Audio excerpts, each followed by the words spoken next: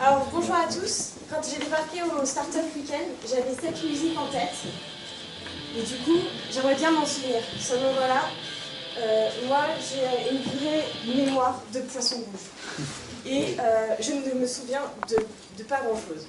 Donc du coup, je ne me souviens pas, je poste énormément de choses à droite et à gauche, sur Twitter, sur Facebook, sur YouTube.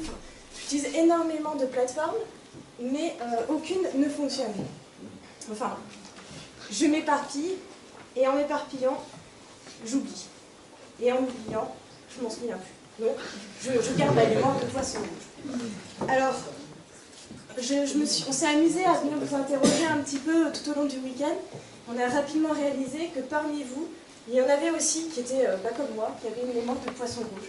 Et on souhaite vous proposer une alternative. Alors, cette alternative, qu'est-ce que c'est? Ça va être une application qui s'appelle Souviens-toi. Souviens-toi, qu'est-ce que c'est? Souviens-toi, c'est une boîte à souvenirs personnelle qui va nous permettre d'enregistrer et de garder toutes ces émotions. Je vais passer une petite démonstration du coup.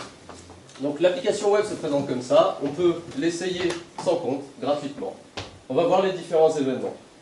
Et on va pouvoir rajouter du contenu directement, aller le chercher depuis des réseaux sociaux et bien évidemment faire des recherches. On va pouvoir faire des recherches par catégorie ou par mots-clés par ici, ou par hashtag. Par exemple, prendre tout ce qui est important.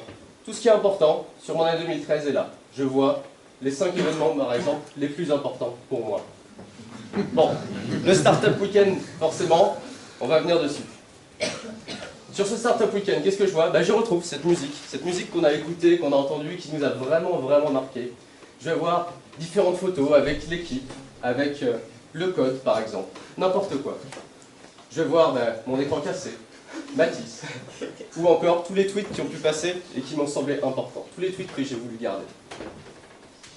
Par rapport à ça du coup, quelle est la finalité?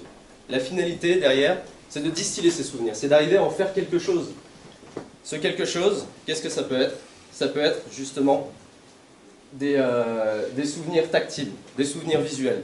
Donc on va proposer des livres qu'on va pouvoir personnaliser, entre 10 et 50 € par exemple. Des vidéos qu'on va pouvoir monter soit automatiquement, pour un prix de 3 €, soit des vidéos bien plus poussées qu'on va par exemple proposer à des monteurs professionnels.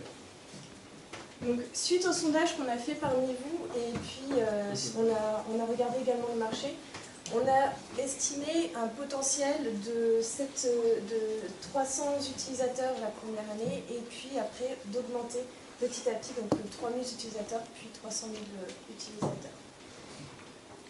Du coup, la stratégie sur le plus long terme, c'est de partir sur du Lean Startup, qu'on a beaucoup vu aujourd'hui, pour avoir un minimum viable product vers le début de l'année 2014, sur lequel on va pouvoir tester et valider nos différentes hypothèses et bien sûr notre business model.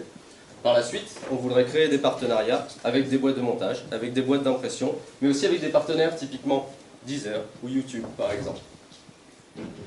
L'idée est, avant l'été 2014, d'arriver à avoir un produit stable pour pouvoir tester de nouvelles offres, car l'été est une période riche en souvenirs, grâce aux vacances, aux mariages et aux différents voyages qu'on va pouvoir avoir. Tout au long de ce week-end, on a été donc une grande équipe. On a d'abord Mathis, Jérémy, Jean, Paul et moi-même, donc une équipe assez complémentaire comme vous pouvez le constater. Et puis grâce à Souviens-toi, on va passer d'une mémoire de poisson rouge à une mémoire d'éléphant. Et d'ailleurs, attendez un petit peu, on a voulu garder un petit souvenir de la Startup Weekend. Et voilà la vidéo qui en est sortie. Une vidéo générée par l'application.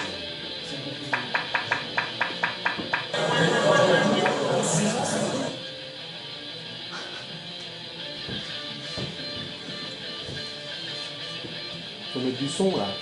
On va mettre plus fort en fait.